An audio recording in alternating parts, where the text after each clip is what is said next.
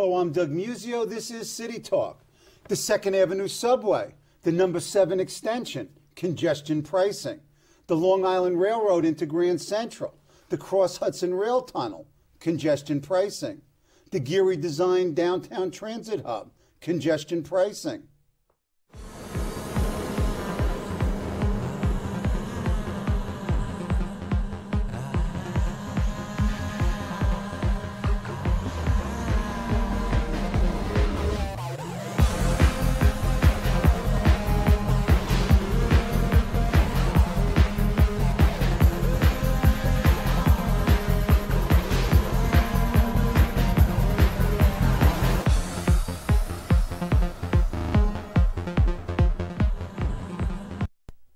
To talk about the trains, buses, the MTA, Plan NYC, and congestion pricing is Gene Russianoff, Senior Attorney and Chief Spokesman for the Straphangers Campaign, a public transport advocacy group which is part of NYPIRG, the New York Public Interest Research Group. Welcome, Gene. Glad to be here. You just came from handing out leaflets for congestion pricing. One of the great things about the subways is that on other environmental issues, you really have to work to find people, do mailing lists, go to street fairs, and we know exactly where they are. They're pretty ticked off, and as long as you're not handing them something about incense, they're open to it.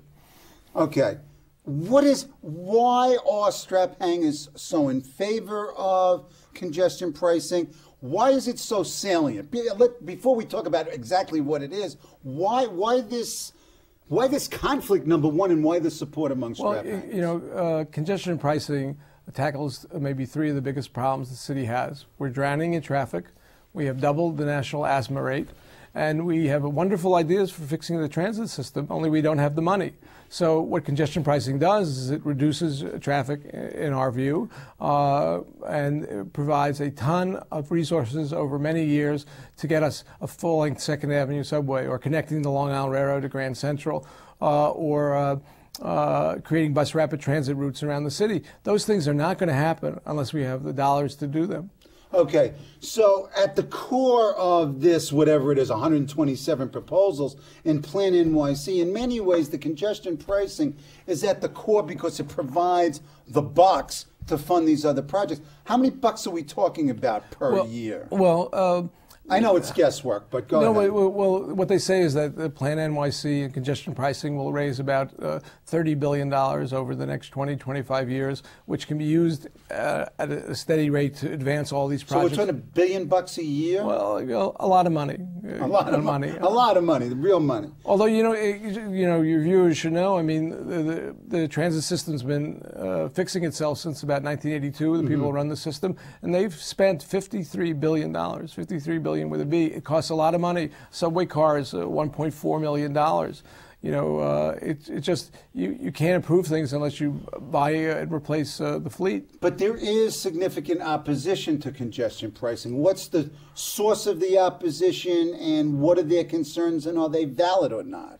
Well, you know, one of the concerns is concern about equity. They feel that many of the opponents feel that you're unfairly taxing people who want to come into Manhattan, and that it's a tax on the working class. Well, I don't know any working class person that drives their car into Manhattan at 7 in the morning and parks it somewhere to go to work. I think the equities are all on this in favor of congestion pricing. The money would go to transit, so inherently you're talking about a poorer, more vulnerable population that's transit dependent, and so I don't agree with that. I've spoken to a lot of legislators in the last couple of weeks, and I think there are legitimate concerns about how the money, who controls the money, about whether there's a new authority, about how real it is as a pilot program, what happens with residential parking permits, and I think all... There were civil liberties concerns, I think. Well, you know, it's or at funny. Least it's stated. It's funny, I always think of myself as very sensitive to these concerns. For example, we objected to the random backpack program they have in the subways as a fake publicity relations stunt. But, you know, I think the cart has left the barn on cameras. I mean, they're planning to put 400 cameras in buses. They're going to put hundreds, maybe thousands of cameras throughout the subway system.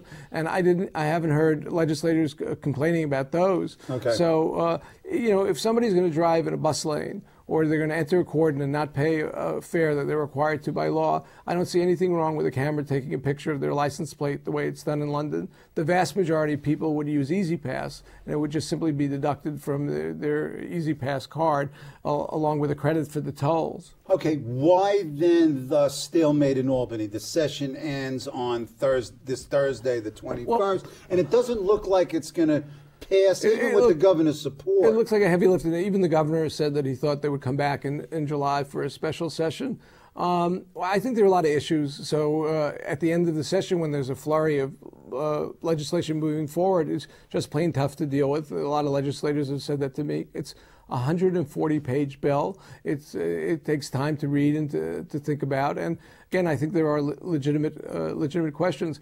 I think part of it is that many of the legislators, I think, have a skewed view about how New Yorkers get around. Mm-hmm. When you talk to them and tell them that only 5% of the workers in their district drive into Manhattan to work, and that the 95% of the rest of the constituents are either taking transit or driving someplace else other than the core of Manhattan, many of them don't believe you. Because many of them use cars themselves, and so they have a view that's based on their own experience, and I think they think a lot more people are going to be affected than really will. If you're someone who wants to drive into Manhattan and cause all that traffic jam, all that lost money from business productivity, all that pollution, then you should pay for it, and you should pay for it in a way that encourages people to use the saner, more environmentally friendly alternative to transit. You're an astute political observer. I know this is a tough one, and it's early. It's not likely to happen before Thursday. What would move it to be passed? What has to be given up in a sense? Well, the truth is, groups like mine are not privy to what the negotiations are going on. But I am very optimistic.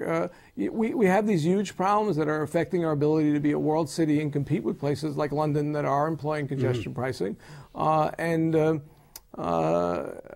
think the threat of global warming, the fact that we are a coastal city, and if we and others don't do something about it, my house that's on 4th Avenue in Brooklyn now may be on 1st Avenue in a couple frightening prospect. Well, it's for the future, for future generations, it's in my view, social change moves at this rate of speed, and the legislature sort of moves along at that rate of speed. But we can't afford to do that this time around because the stakes are too high. They're the survival of the city as a world city and as a place where you can live. And then looking at Mike Bloomberg and this plan, whatever you think of the specifics, this is a forward-looking plan. This is the type of plan that moves you along, at least approaching the pace of change. I think the mayor's done us all a great favor. We have to think about these issues, and we ignore them at our peril. And so the quality of our water, the availability of energy, transportation in the city, these are all things that, if we don't deal with very soon, we're going to be overwhelmed. Okay.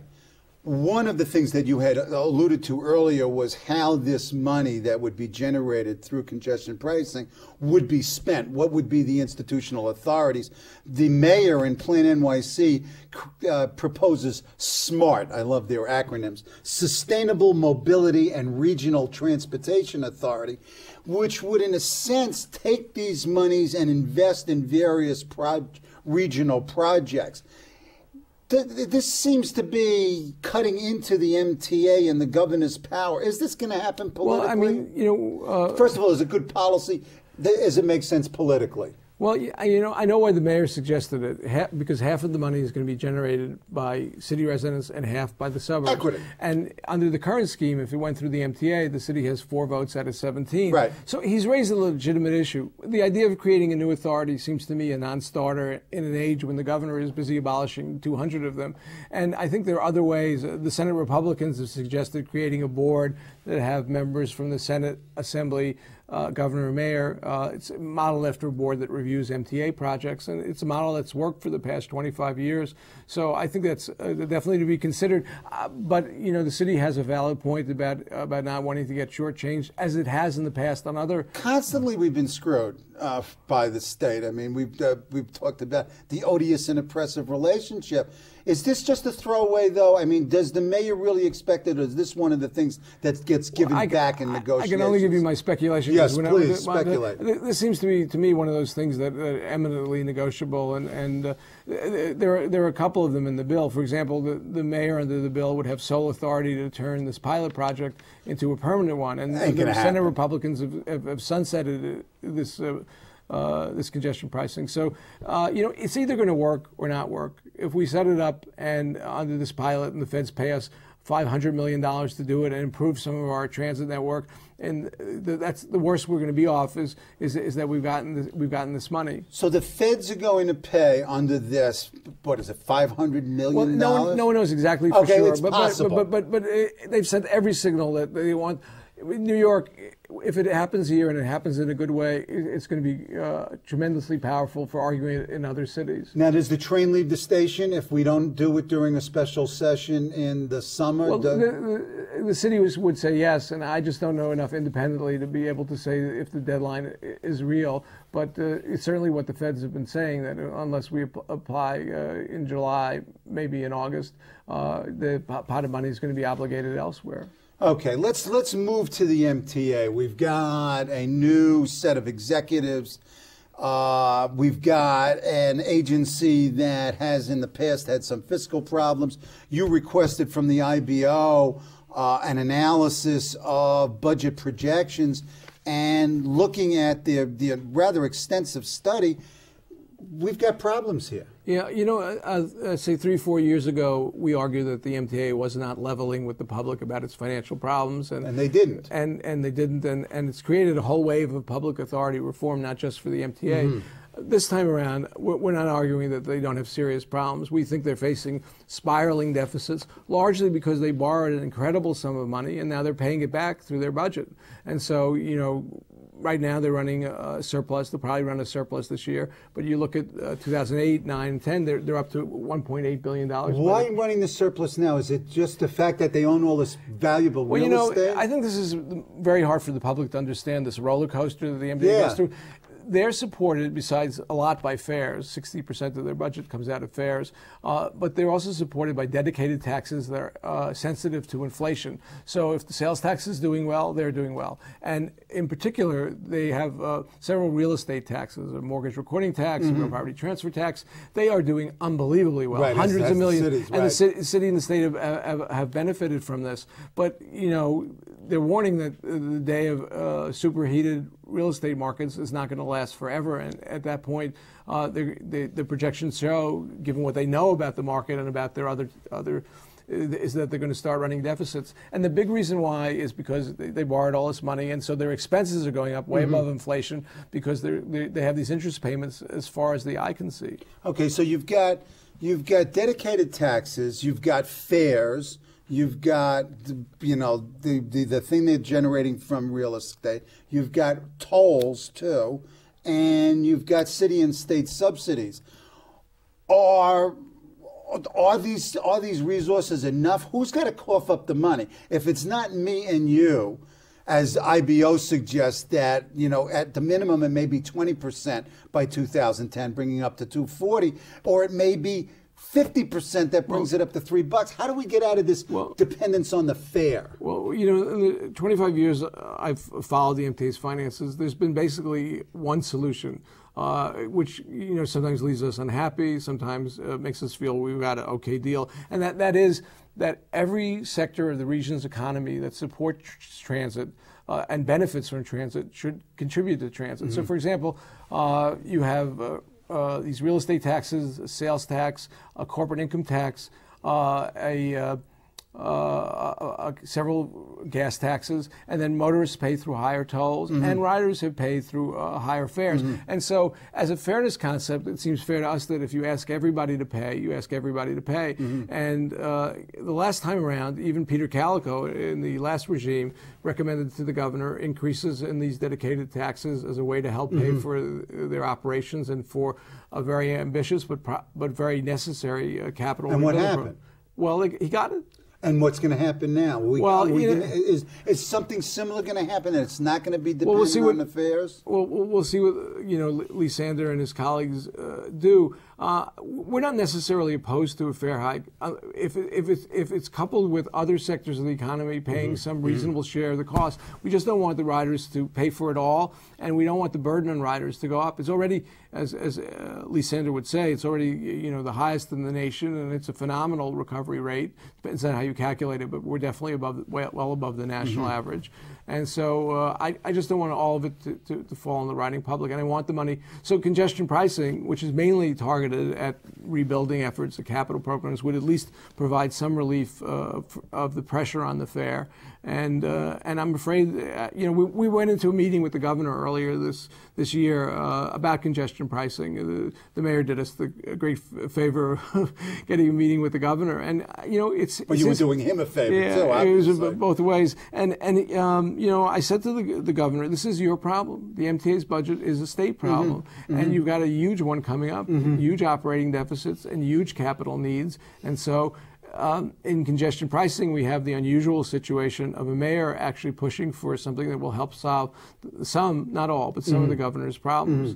And, I think that's a reason why the governor eventually came around to being a pretty serious supporter. If it doesn't happen, either now, this week, nor over the summer, what could be done to both raise money, and we'll move off the money a little bit, but also address some of the health and other issues that you were talking about earlier that congestion pricing is also attempting to address? What other mechanisms are out there by which we could mitigate traffic coming into the central business district? One of the most promising ideas is the city, and working with the MTA, has suggested 5 what are called bus rapid transit routes, 1 in each borough. And anyone who takes the bus knows that they're slow as molasses. So why we give out But you give out the Pokey Awards. I love it. Yeah, we dress up in tuxedos, and then we're out handing out the awards for the. You guys are the best. Well, it's a lot of fun, although it's to make a serious point, which is we have the slowest bus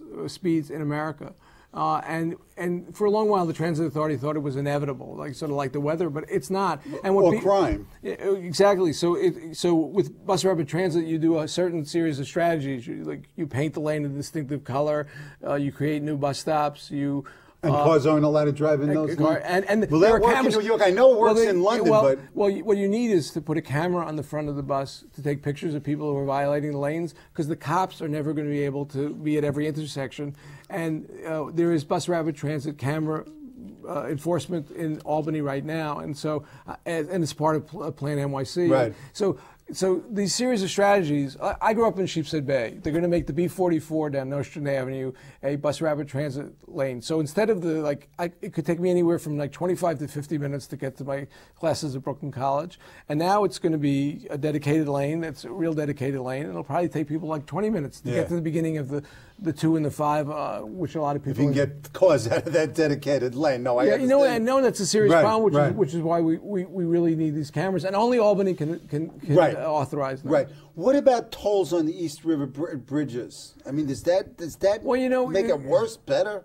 Well, I think the mayor's plan is much better than tolls on the bridges, and I think it's more comprehensive. I like the idea of equalizing the tolls, which is what the plan would do. You get a credit, $8. To a certain extent, it does. And so, because right now a lot of people are going through Long Island City and downtown Brooklyn just to avoid to get to the 59th Street Bridge, or the Williamsburg Bridge, right. and it's wreaking havoc. Which is one reason why the Brooklyn Partnership, which is a business improvement group, has come out in favor of congestion pricing, because one of the real beneficiaries are, Long Island City, downtown Brooklyn, and areas where people are trying to avoid paying tolls right now. They have their own incentive to do so. What about the argument that those people who are on the periphery are going to get slammed because the motorists are going to park their cars there? Well, I respect those concerns because they're worried about how the constituents are going to feel about it. I think the experience in London and Stockholm shows that people do not park at the periphery. I think someone who's coming in from Sheepshead Bay, they're either going to continue to take the trip by car, or they're going to leave their car at home and take transit. Because why would they drive to some near-in point and get on the most crowded point in the subway system and lose their one-seat ride. Okay. And plus, you know, anyone who's tried to park in Long Island City or Schuylkill Bay now, it's already, you know, you can spend, you know, it's totally unreliable. You can't count on it. But so the mayor's response, which I respect legislators for this. It's not a full answer. Is that he's considering residential parking permits. But you know, so I think that's another thing about the program that can be negotiated. I think, you know, the mayor, they're a little too glib about their solutions to the problem, and they found that there's a pretty strong concern. There's political and social reality and economic reality out there. Okay. Let's move away from that. Let's talk about this transportation boom. I mean, you've got, as I said in the intro, you've got probably the most significant extension of transportation infrastructure in the last, 70 years? And the first major construction in decades. You've got the 2nd Avenue subway, the number 7 extension, the LIRR to Grand Central, the Trans-Hudson Rail. You've got the 2 hubs downtown. Is this all going to happen? This seems like an immense number of projects. Is the capital there? Is the will there? Well, you have to look at the project, each one individual. The 2 downtown projects, South Ferry and the Fulton Transit Center, they're definitely going to happen. They're largely federally funded. They're basically on schedule and on budget. Okay. But the rest of the projects, I think, have different degrees of iffiness. For example, 2nd Avenue subway, which had its 3rd or 4th groundbreaking, which I was present at, and it was a hopeful sign. But they're $1 billion short, so they got to find another $1 billion. Connecting the Long Island Railroad to Grand Central, they're $2.7 billion short.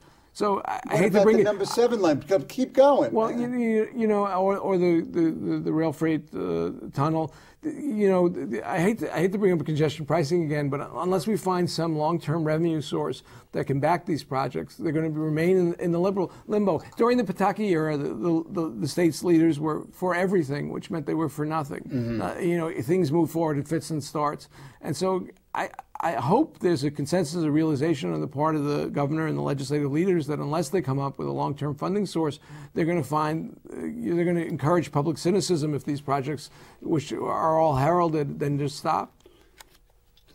What are the more important projects? I mean, to me, the 2nd Avenue subway is, out of all of those, the most important, because if the Lex Avenue line is out on the east side, you're finished. I think they basically got it right. 2nd Avenue, the day it opens, just the part that goes from 96 to 86 to 72nd, and then goes west to the Broadway line in downtown, it's going to move 345,000 people, which is probably more than all the new starts in the nation combined. And connecting the Long Island Railroad to Grand Central serves the purpose.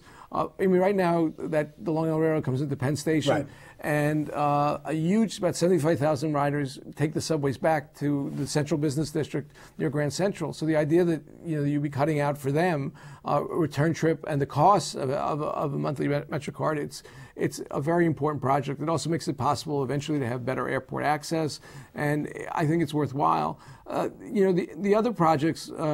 Number 7 supposedly has all city financing, even though there's a big dust-up about the cost overruns for the project. Right, and also the wishful thinking element of the incremental tax finance. Yes. Well, so we'll see what happens with. What do you want? I mean, if you had your druthers and the limited pot of money which you're going to have, congestion pricing or not, what do you build first? 2nd Avenue and East Side access, the Long Island Railroad to Grand Central seem to be good. One thing I wouldn't build is a link between downtown Manhattan and Jamaica Center on the Long Island Railroad. Studies, have shown that it would attract very little ridership, and they say it would cost $6 billion, but they said the Long Island Railroad to Grand Central would cost $4 billion, and now it's up to 6.3 or even higher. And as we know with estimates, for example, Westway, when it went from $1 billion to $6 billion in 5 years. I'm still concerned that we're putting all our eggs in this congestion congestion pricing it's seeming like the golden goose here, and if that goose gets killed, I'm starting to worry. Well, it's always every reason to worry. If congestion pricing doesn't move forward, they're going to have to confront these questions in another year or two when the MTA comes back with the new 5-year program. Because it's not, let's say you were willing to just turn all the existing projects into unfinished tunnels. You still need at least 13, 14, 15 billion dollars to fix the existing system we have. You know, there are 468 subway stations. They fixed about half of them. Well, you know, that's another 230 to go.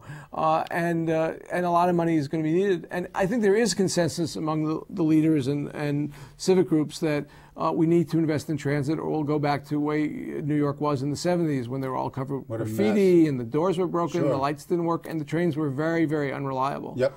So you know, either now or later they're going to have to, and it's just the way it is. Even if you wanted to put a lot of the burden on the riding public, there's no way that you could raise the fare politically to some amount that would pay for these things, and it's the wrong thing to do. Okay.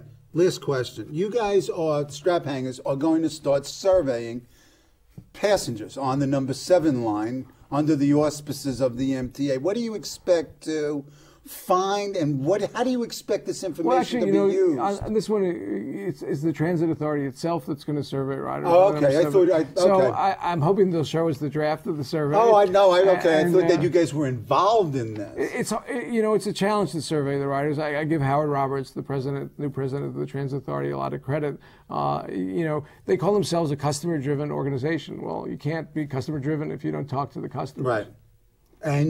And they are. And have they been, and will they? Well, you know, I'm hopeful. You know, they're even thinking of doing a poll. And recently, the president of the Transit Authority did a Meet the President forum at, I think, Pacific and Atlantic. And you've got to have a pretty tough hide to stand in the subway and tell people you run the system and what do you think about it. Boy, I wish I were there. Yeah. Okay. 5 months from now, give me 30 seconds. What do you say? Or what would you like to say? Well, I'd like to be debating over where the congestion pricing monies will go, and working through the tough issues of implementing that program. It's going to be a challenge, even once approved by the legislature. Okay. You're going to come back in 5 months and you're going to back this up? I'd love to. Sure. Okay, thank you.